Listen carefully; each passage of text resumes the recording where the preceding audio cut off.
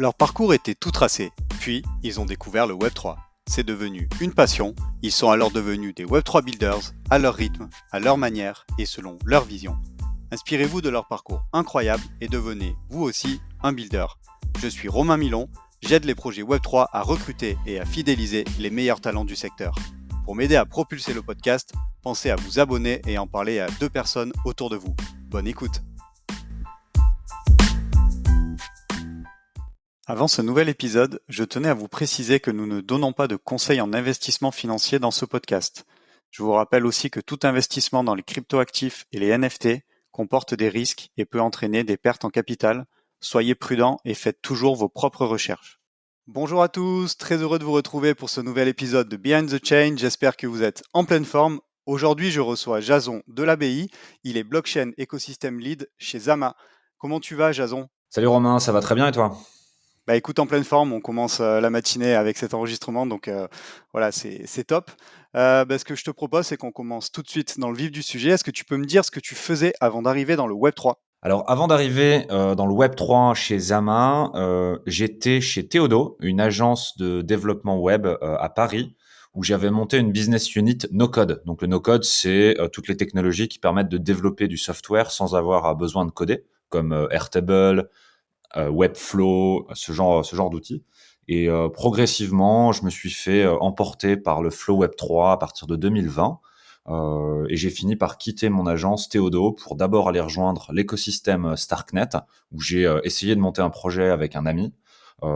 C'est une année pendant laquelle j'ai fait beaucoup de rencontres, dont celle de Rand, le CEO de Zama, que j'ai finalement rejoint en janvier 2023. Ok, excellent. Et alors du coup, est-ce que tu peux nous dire ce qui t'a mis l'étincelle et voilà ce qui a fait que tu t'es intéressé au Web3 à partir de 2020 ou un peu avant et que tu as décidé d'y travailler ensuite ? Alors c'est un parcours assez classique, on va dire dans le rapport aux crypto, c'est première confrontation, c'est le bull market de 2017 avec premiers achats de Bitcoin, Ethereum, tout le monde en parle, on sait pas trop ce que c'est. Puis après voilà, c'est un peu retombé. Et pendant le Covid, voilà, tout le monde est chez soi, tout le monde passe beaucoup de temps sur les réseaux. Moi, je me suis beaucoup intéressé à ce qui se passait pendant le DeFi Summer, donc c'est cette explosion cambrienne de fonctionnalités et d'applications en finance décentralisée. Ça m'a vraiment capté sur Twitter en particulier à l'époque, et je me mettais à lire, à suivre plein de comptes là-dessus, puis ça me passionnait intellectuellement. Et puis petit à petit, je suis resté, j'ai continué de suivre, je me suis encore plus renseigné, un petit peu formé tout seul, et j'ai fini ma dernière année donc chez Théodo, mon précédent employeur. J'ai même lancé aussi une business unit crypto blockchain parce que ce sujet me passionnait trop et je voulais vraiment passer tout mon temps dedans. Alors tu disais aussi que tu avais entrepris aussi un début de projet sur Starknet. Est-ce que tu veux nous en parler, nous dire quelques mots, voilà, en quoi ça consistait ? Le projet s'appelait Starksheet et l'idée, euh, c'était de construire comme une spreadsheet, comme Google Sheet, sauf que chaque cellule est connectée à une donnée on-chain. Et l'idée, c'était de reconstruire n'importe quelle interface de la finance décentralisée, comme n'importe qui peut construire un front-end sur, par exemple, Uniswap ou sur AAV. Nous, on voulait construire un front-end universel vers toutes les applications DeFi à partir d'un seul et même endroit. Donc, en gros, tu pourrais, à partir d'une interface qui ressemble à une spreadsheet, créer, par exemple, faire des swaps sur un AMM, mettre une position d'emprunt sur AAV, faire un flash loan, du multitransaction, parce que la spreadsheet, c'est une interface que les gens connaissent très bien, qui savent très bien manipuler. Et je pense qu'on on est allé un petit peu trop loin, quoi. C'était un petit peu trop avant-gardiste. La technologie de Starknet, elle était pas prête du tout. Mais l'important, c'est les gens qu'on a rencontrés. Moi, j'ai pu faire 1000 rencontres pendant le lancement de Starksheet parce qu'on se posait les bonnes questions. Mais finalement, le projet n'a pas abouti. Mais c'est les rencontres et c'est le voyage qui a compté pour moi. Ok, bah écoute, merci en tout cas pour le partage de cette expérience.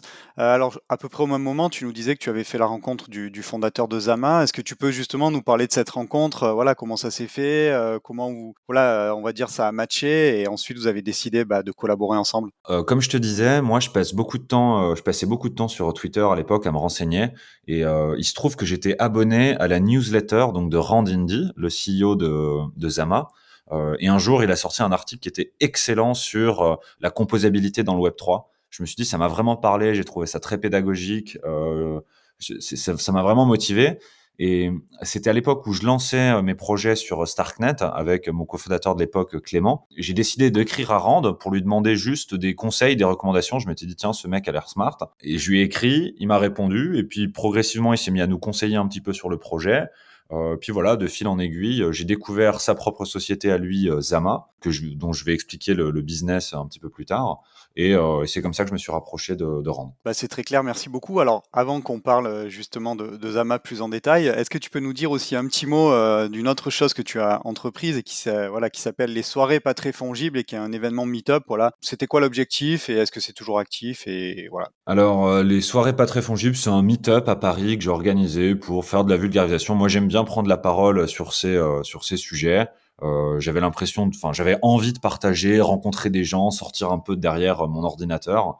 Et donc, j'ai créé ce groupe sur Meetup avec un ton un petit peu décalé, hein. C'est une référence à la fongibilité, c'est le F de NFT. C'est le fait que quelque chose soit vraiment unique et qu'on puisse pas le dupliquer. Et l'idée, c'était de tous les mois faire une actu dans une boîte crypto, comme ça permettait à la communauté de découvrir les locaux d'une entreprise crypto Web3 à Paris, dans les locaux d'une boîte crypto, de faire un petit pitch pour résumer un petit peu l'actualité, présenter un ou deux projets qui me semblaient absolument incroyables. Un exemple, c'est par exemple ENS, Ethereum Name Service, qui est un projet de DNS décentralisé. C'était assez loin de la spéculation qu'on avait sur les collections NFT classiques. J'essayais de me concentrer sur les choses qui avaient le plus de valeur, faire des petites explications, puis c'était un moyen de rencontrer des gens, hein. Moi, j'ai pu rencontrer des dizaines de personnes comme ça. J'ai tenu ça pendant l'année 2022. Puis une fois que j'ai pris mon job chez Zama, bah, j'ai fini par arrêter. Yes, effectivement, j'imagine que tu as dû rencontrer beaucoup de monde et ouais, participer à ces soirées ou même en organiser quand il n'y en a pas proche de chez soi, c'est vraiment un excellent moyen voilà, de se faire un gros réseau dans le space. Bah maintenant, voilà, je te propose qu'on on en vienne à Zama. Alors, est-ce que tu peux nous expliquer bah, voilà, quelle est finalement la vision, les propositions de valeur de Zama, ce que vous faites, et puis bien entendu, on va parler du FHE, donc la Fully Homomorphic Encryption, qui peut paraître comme ça un terme barbare, mais j'imagine que tu vas nous vulgariser ça de manière très simple.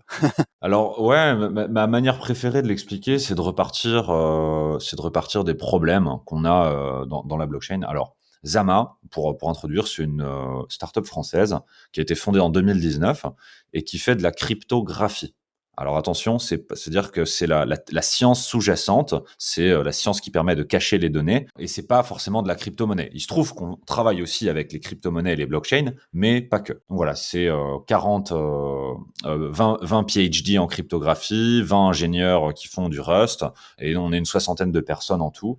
Et on est en train de développer une nouvelle primitive, donc une nouvelle brique de cryptographie, au même titre qu'il y a du Zero Knowledge Proof, c'est une brique qui est apparue il y a quelques années, au même titre qu'on a par exemple les signatures digitales, qui permet à Bitcoin, Ethereum de fonctionner, le fonction de hash. Voilà, il y a plein de petites briques à partir desquelles on peut faire des choses hyper intéressantes comme des blockchains. Ben, nous, on est en train de développer une nouvelle brique fondamentale qui s'appelle le FHE. Et ce qu'on produit chez Zama, c'est une librairie open source en Rust et un compilateur. Donc, c'est des outils open source pour pouvoir faire du FHE. Donc, je vais y venir. Qu'est-ce que le FHE? Donc, le FHE, c'est simplement la capacité, donc ça veut dire Fully Homomorphic Encryption en anglais, donc chiffrement homomorphe complet, et c'est la capacité de faire des calculs sur une donnée qui est chiffrée. Normalement, quand on chiffre une donnée, on la transforme en fait en une espèce de charabia incompréhensible, et en fait, on peut plus rien faire. On peut juste le stocker quelque part. C'est de la donnée qu'on ne peut pas exploiter. Si par exemple, je prends mon ADN, imaginons je me fais séquencer mon ADN, je le chiffre, bon, on peut plus rien en faire. On peut juste le déchiffrer pour pouvoir l'exploiter. Mais avec le FHE, une fois que la donnée elle est chiffrée, c'est quasiment de la magie, et c'est un peu difficile à comprendre pour le cerveau, mais c'est possible. C'est qu'on est capable de quand même faire des calculs sur cette donnée chiffrée. Je peux faire des additions, des soustractions, je peux le passer par des algorithmes. Et si je reprends mon cas de l'ADN, donc pour de la donnée aussi privée que de l'ADN, je peux la chiffrer, donc la transformer en charabia. Je l'envoie à un serveur en Californie, aux États-Unis, hors de nos frontières, à une startup en qui j'ai pas trop confiance. Bah c'est pas grave. Je leur envoie cette donnée chiffrée. Eux, ils vont pouvoir faire un calcul ou un algorithme pour voir si j'ai des probabilités d'avoir je ne sais quel cancer à partir de mon patrimoine génétique. Ils vont pouvoir faire cet algorithme sans voir la donnée. Et ça, c'est le plus important. C'est-à-dire qu'on peut leur faire confiance sur le fait qu'ils peuvent pas déchiffrer. Ils renvoient les résultats qu'ils ne comprennent eux-mêmes pas. Et moi seul peux les déchiffrer avec ma clé. Donc voilà, c'est ça cette technologie, c'est de faire des calculs sur de la donnée chiffrée. Bah, écoute, en tout cas, bravo pour l'explication parce que c'est très clair et très facile à comprendre. Si on en vient maintenant, tu sais, aux use cases et peut-être aussi les domaines dans lesquels vous avez aujourd'hui des POC ou même des développements. Tu as parlé du domaine de la santé, je sais pas, moi, comme ça, je penserais à la défense, par exemple. Est-ce qu'il y a des secteurs de prédilection et puis ouais, est-ce qu'il y a des choses concrètes à mettre en avant en termes de partenariat, etc. Alors oui, c'est des bons secteurs que tu as cités. C'est, la santé, la défense, la finance, l'assurance. Partout où il y a des données extrêmement sensibles, qu'on a envie de pouvoir exploiter sans forcément faire confiance à des gens, pour les déchiffrer. Alors je vais réexpliquer quelque chose. Donc le cœur de notre produit, c'est donc cette librairie qui permet de faire du FHE. Avant, on pouvait pas faire de FHE. Maintenant, n'importe quel développeur qui est pas forcément un cryptographe peut utiliser nos librairies pour faire du FHE. Par-dessus ces librairies, on a deux secteurs en particulier sur lesquels on a développé des produits. C'est un en machine learning, AI, pour pouvoir faire tourner des réseaux neuronaux de manière chiffrée. C'est-à-dire qu'au lieu d'envoyer sa donnée en clair à OpenAI quand on utilise ChatGPT, on peut leur envoyer une donnée chiffrée, comme ça au moins ils connaissent pas notre prompt. Donc ça renforce la confidentialité, la privacy. Donc ça, c'est une branche. Et l'autre branche pour laquelle je travaille, c'est le monde de la blockchain. Parce qu'on a un problème fondamental dans la blockchain, c'est que toutes les données sont transparentes. Il suffit d'aller sur un block explorer, sur Etherscan, et je peux aller voir le montant des transactions qui circulent. Et même si les adresses sont pseudonymes avec des clés publiques, en fait, il est très facile pour des boîtes comme Arkham ou pour Chainalysis de dépseudonymiser la majorité des transactions. Et donc, en fait, il y a pas du tout de privacy et de confidentialité sur les blockchains. Et nous, ce qu'on fait, c'est qu'on ajoute cette surcouche de confidentialité sur les montants, pas sur les paiements qui paye à qui, ça reste pareil, mais par contre, sur les montants, on peut ajouter cette couche de privacy et on estime que c'est un élément fondamental qui va permettre à l'industrie blockchain de progressivement tenir sa promesse et remplacer les rails vétustes du système financier traditionnel. Et alors tout à l'heure, tu parlais de librairie open source. Ça m'amène une question aussi sur le modèle économique de Zama, parce que bon voilà, comme tu disais, vous avez forcément des salariés qui sont très très qualifiés, de nombreux PhD. Donc j'imagine à un moment donné, voilà, on va dire vous avez, je pense, montant d'OPEX très très important. C'est quoi le modèle économique aujourd'hui de la société? Comment ça se passe? Alors c'est une très bonne question. Effectivement, donc on a effectivement des dépenses, hein. La boîte existe depuis 2019, beaucoup de PhD, beaucoup d'ingénieurs. Alors premièrement, la société a fait plusieurs levées de fonds afin de nous financer. Et ensuite, le modèle économique, il est très simple. Souvent, c'est un peu contre-intuitif quand on fait de l'open source, mais en fait, on a une licence qui s'appelle BSDR. Donc sans rentrer dans les détails, il existe différents types de licences open source. Celle-ci, elle nous permet de pouvoir tout open sourcer, mais on a des brevets sur les technologies sous-jacentes et il faut nous payer une licence si on veut faire une utilisation commerciale de la technologie. Donc en gros, si tu es un chercheur, un étudiant, une entreprise qui développe un proof of concept, tu peux facilement utiliser autant que tu veux, même sans nous demander nos technologies, dans des environnements de pré-production, de test. Par contre, le jour où tu fais de l'argent, où tu as un business model avec notre techno, alors dans ce cas, tu dois nous acheter une licence et c'est comme ça qu'on se rémunère. Bah, merci, écoute, c'est très clair. En tout cas, je ne connaissais pas forcément ce modèle. Je suis pas un grand expert du sujet, mais je le comprends bien et je trouve qu'il fait relativement sens, quoi, parce que ça permet de l'exploiter, de l'utiliser. Et si tu souhaites faire du business avec, bah, effectivement, il faut vous rémunérer. Et Donc, absolument. Et en fait, dans la cryptographie, nous, ce qu'on dit, c'est qu'on ne peut pas se permettre de ne pas être open source. La confiance d'une communauté de développeurs, de la communauté crypto, toute cette confiance, elle s'est créée historiquement parce que tout était open source. Et quand on bosse sur une technologie de frontière comme le FHE, on doit être open source. est-ce que tu pourrais nous donner aussi maintenant quelques chiffres clés? Alors, tu nous as donné déjà les chiffres sur, on va dire, l'effectif de la société, mais voilà, en termes de, je sais pas, de nombre de partenaires, de clients, de nombre de transactions, de protégés. Enfin, tu vois, est-ce que tu peux nous donner un peu quelques highlights sur Zama? Alors déjà, un des premiers chiffres à comprendre et un élément que je dois absolument dire avant de rentrer plus dans les cas d'usage, c'est que là, j'ai donné une vision où tout a l'air absolument magique. Il faut absolument que je parle de la contrepartie majeure de notre technologie, donc le FHE. La technologie, c'est alors on peut faire des calculs sur de la donnée chiffrée, donc ça c'est magique et ça résout 1000 problèmes dans la confidentialité. Par contre, ça vient avec un coût en compute. C'est-à-dire que c'est très très cher de faire c'est bien plus cher de faire du calcul sur de la donnée chiffrée que sur de la donnée en clair, sur de la donnée normale. Donc voilà, ça c'est le trade-off, le compromis dans lequel toute la boîte évolue. Et il y a quelques ordres de grandeur de différence. Et pour ça, on doit absolument développer nos propres ASICs, on appelle ça des puces, enfin des hardware spécialisés dans le traitement des calculs FHE. Et là, on n'est plus dans le monde de l'informatique, du software, on est vraiment dans le hardware. Il faut aller parler avec des fonderies, des gens qui font des puces, et leur faire des puces spécifiques pour accélérer notre technologie. Donc voilà, ça c'est un élément clé à comprendre dans notre domaine. Et donc aujourd'hui, il y a des cas d'usage qu'on va pouvoir adresser parce qu'on a suffisamment de performance et on arrive à être au niveau dans les coûts. Et il y en a d'autres qu'on va pas pouvoir adresser tant qu'on n'a pas de hardware spécialisé qui devrait arriver sur le marché à partir de 2025, donc l'année prochaine. Donc voilà, il y a des cas d'usage dont je peux parler qui sont actifs aujourd'hui et d'autres qui vont arriver parce qu'on aura ces hardware spécialisés. Alors je vais prendre quelques exemples. Donc après 4-5 ans d'existence, aujourd'hui, cette année pour Zama, on arrive dans notre période de go-to-market, c'est-à-dire on commence à vendre, à faire nos premiers partenariats. Et le secteur avec lequel on arrive à vendre notre technologie en premier, c'est celui de la blockchain. Pourquoi la blockchain ? Parce que c'est un secteur qui a terriblement besoin de confidentialité et qui est déjà habitué à la lenteur. Comme je vous l'ai dit, le FHE, c'est aujourd'hui assez lent. Et donc, voilà, nos premiers cas d'usage sont des cas d'usage financiers, notamment de tokenisation sur la blockchain. À partir du moment où on a besoin de confidentialité dans la tokenisation de son actif, par exemple, on n'a pas envie que tout le monde sache le montant qui est transféré de telle action, obligation, n'importe quel outil financier qui a été tokenisé, mais on va pouvoir utiliser le FHE pour masquer une partie des données. Et ça, c'est un cas d'usage qu'on adresse dès maintenant, en 2023, en 2024, avant ces fameux hardware qui vont arriver et nous accélérer. Ok, bah écoute, c'est très clair. Encore une fois, merci beaucoup pour cette explication. Alors, avant commence l'enregistrement du podcast tout à l'heure, tu me disais que tu voyageais beaucoup. Je pense que ce serait intéressant que tu nous expliques un peu le quotidien tu es blockchain écosystème lead donc pour Zama. Explique-nous un peu, voilà, en quoi ça consiste et ce que tu fais au quotidien. Alors aujourd'hui, donc le FHE, c'est une nouvelle primitive cryptographique et la plupart des gens, même dans l'écosystème, même chez les cryptographes, même dans je sais pas, la fondation Ethereum, à l'endroit où il y a les gens qui réfléchissent le plus, il y a plein de gens aussi qui ne connaissent pas encore et pour qui le FHE, c'est complètement nouveau. Ils savent même pas que c'est possible et que ça existe. Et donc moi, mon rôle, c'est avant tout aujourd'hui d'aller faire de l'évangélisation. C'est-à-dire d'aller dans toutes les grandes conférences blockchain. Généralement, on essaye d'avoir des spots pour parler et on pitch le FHE.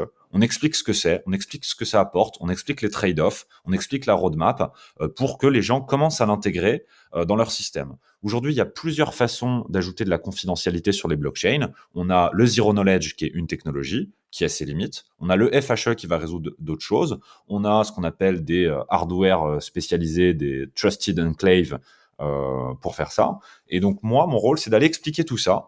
Ensuite, d'aller parler avec des développeurs, leur expliquer ce qu'on peut faire et de mobiliser, de créer cet écosystème et de développeurs et d'entrepreneurs qui va utiliser le FHE pour lancer les prochaines applications de confidentialité sur Ethereum. C'est un peu comme ce qui s'est passé avec le Zero Knowledge il y a quelques années.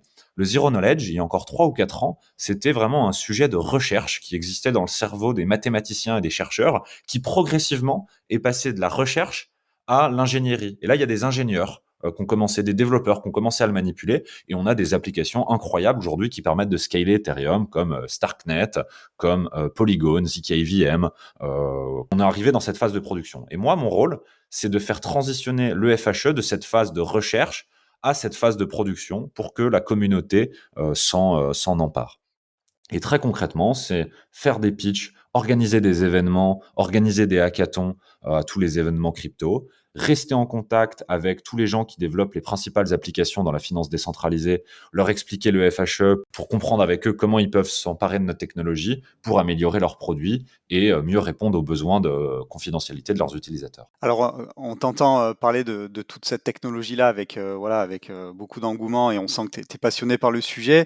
Est-ce que c'est ça, toi, qui te fait le plus kiffer au quotidien dans cet univers Web3, c'est de parler de choses assez complexes et de les évangéliser? Est-ce qu'il y a autre chose aussi aussi qui fait que tu es content de builder et d'être, on va dire, un acteur du Web3 au quotidien? Bah, je pense que non, mais ouais, l'écosystème en général me passionne. Enfin, c'est des gens qui ont une énergie incroyable, qui ont peur de rien, qui se lancent dans des trucs. Il y a beaucoup de projets qui réussissent pas, mais c'est pas forcément grave. Moi, déjà, de base, cet écosystème, j'adore et je m'en sens super à l'aise.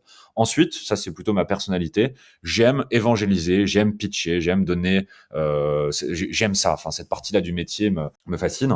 Ensuite, je pense qu'on résout vraiment un vrai problème. Il y a un article de Vitalik Buterin qui est sorti cette année qui s'appelle Les 3 grands problèmes à résoudre.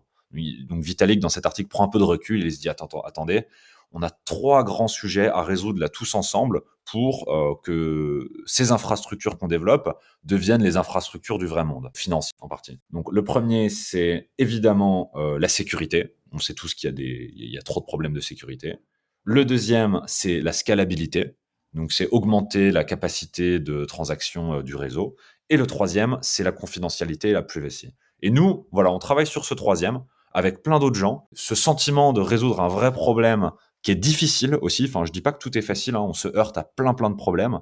J'ai l'impression d'être sur les bons sujets. Et je me permets d'enchaîner sur une question auquel j'ai pas répondu. Je me rends compte que tu m'as posé. C'est celle sur la scalabilité, parce que depuis tout à l'heure, je dis que donc le FHE c'est génial, c'est magique, mais c'est un petit peu lent et qu'il y a un problème qui est la scalabilité. Aujourd'hui, pour donner un ordre de grandeur, nous, sur une blockchain, quand on utilise des transactions en FHE, donc des transactions qui cachent les montants, on peut atteindre la moitié de la capacité de Ethereum en transaction. Ethereum, c'est 12 transactions par seconde. Nous, avec le FHE, on peut aller jusqu'à 5 transactions par seconde sur des CPU. Bon, je ne vais pas rentrer dans tous les détails hardware, mais aujourd'hui, on a une infrastructure qui bosse sur CPU, c'est-à-dire sur des puces normales. On peut aller jusqu'à 5 transactions par seconde. Donc, si vous avez un cas d'usage qui requiert des centaines ou des milliers de transactions par seconde, le FHE n'est pas fait pour vous. Si par contre, vous avez un cas d'usage qui requiert peu de transactions par seconde, mais avec un grand degré de confidentialité, le FHE est fait pour vous. Ok, bah merci pour les précisions. Au moins, c'est très clair. On sait quand est-ce qu'on doit s'adresser à vous ou pas. Alors, ce que je te propose là pour les quelques minutes qui nous restent, c'est qu'on aille sur des questions un peu plus personnelles. Déjà, toi, en tant que builder et qui a une expertise et une expérience voilà, déjà de plusieurs années dans le secteur, si tu devais donner un conseil à quelqu'un qui veut travailler dans le Web3, qu'est-ce que tu lui dirais? Mon conseil principal, c'est de toujours se former. Voilà, de suivre les chaînes YouTube ou de lire des articles en continu et de jamais arrêter de se former. Ça, je dirais pour moi, c'est la première chose. Moi, c'est ce qui me garde en vie, c'est ce qui me fait avancer, c'est ce qui fait que j'arrive à trouver de la passion tous les jours dans cet écosystème. Il y a des gens qui font vraiment des choses incroyables, hein. Je pense à des chaînes comme Finematics, par exemple. Moi, qui m'a complètement formé sur la finance décentralisée.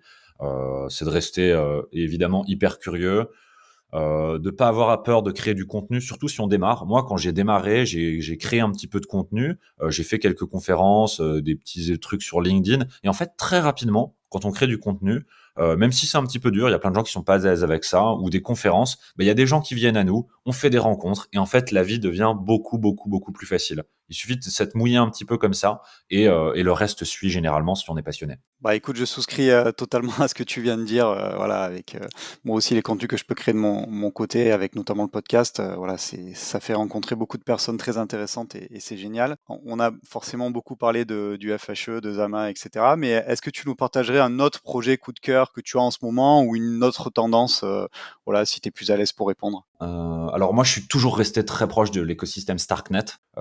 C'est un écosystème, donc pour les gens qui connaissent pas trop, si je replante le décor, Ethereum c'est génial, ça a maximisé la décentralisation et la sécurité, mais ça reste trop lent, 12 transactions par seconde. Du coup, la roadmap c'est de passer la scalabilité sur des layer 2, donc une autre infrastructure pour qu'on ait beaucoup de transactions. Parmi ces infrastructures, on en a une que j'apprécie qui s'appelle Starknet. Il y a un peu une guerre entre toutes celles-là pour savoir laquelle va gagner.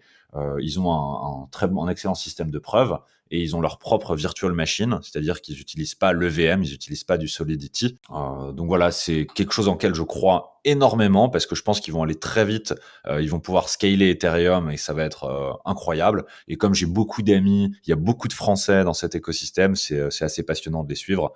Moi, mon ancien cofondateur, avec qui j'étais sur Starknet, il est à la tête d'un projet qui s'appelle Kakarot aujourd'hui, donc je vais en profiter pour en parler. Allez voir Kakarot, c'est un poil technique, mais c'est une brique d'infrastructure qui va permettre d'amener l'EVM, donc Solidity, tout ce que les devs connaissent bien sur Ethereum, sur Starknet, allez jeter un œil, c'est passionnant. Merci pour les partages. On mettra bien entendu le lien vers ce projet-là dans le descriptif du podcast, comme toutes les sources que tu as citées. On arrive déjà à la dernière question du coup du podcast. C'est pas la plus simple. Est-ce que tu pourrais nous dire voilà, à quoi ressemblerait ton Web3 idéal dans 10 ans? Si tu as la feuille blanche et le crayon dans la main, qu'est-ce que tu nous dessines? Bah, le Web3 idéal dans 10 ans, c'est un Web3 qui s'est fait complètement, dont la complexité s'est fait abstraire. Aujourd'hui, personne n'entend parler du protocole TLS. Pourtant, c'est lui qui a permis d'amener de la confidentialité sur HTTP, d'avoir HTTPS avec le petit cadenas que vous avez au-dessus de votre navigateur. Tout le monde s'en fout, mais tout le monde l'utilise sans s'en rendre compte. Voilà, j'aimerais que ce soit exactement la même chose grâce à des améliorations comme le Count Abstraction, où on pourra enfin avoir des login passwords un peu normaux et pas des clés privées publiques complexes. En gros, que toute cette infrastructure soit tellement évidente et tellement puissante qu'on ne la voit même plus passer, mais qu'in fine, les utilisateurs bénéficient de toutes ces propriétés incroyables amenées par le Web3, la possession de ces données, le contrôle total, l'intégrité complète des systèmes, la liveness, le fait qu'on puisse capitaliser sur des plateformes qui vivent dans le temps et que même si les front-ends tombent, on pourra toujours récupérer, accéder à ces données. Ça, c'est des caractéristiques fondamentales qu'on a envie de voir dans le web.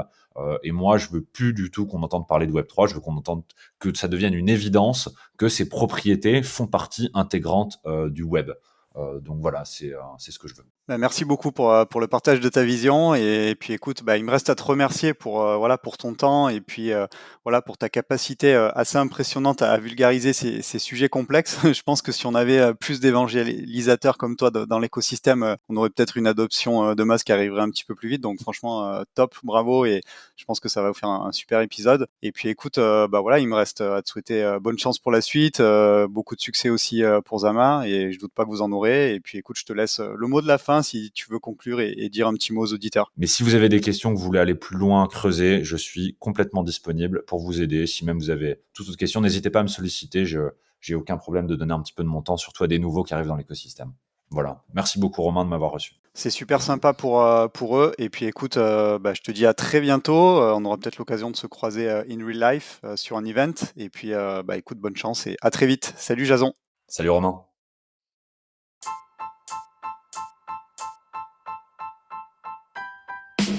Merci d'avoir écouté cet épisode jusqu'au bout. Pour m'aider à propulser ce podcast, je vous invite à me laisser la meilleure note possible ainsi qu'un commentaire sympa. À très vite pour découvrir un nouveau talent du Web3.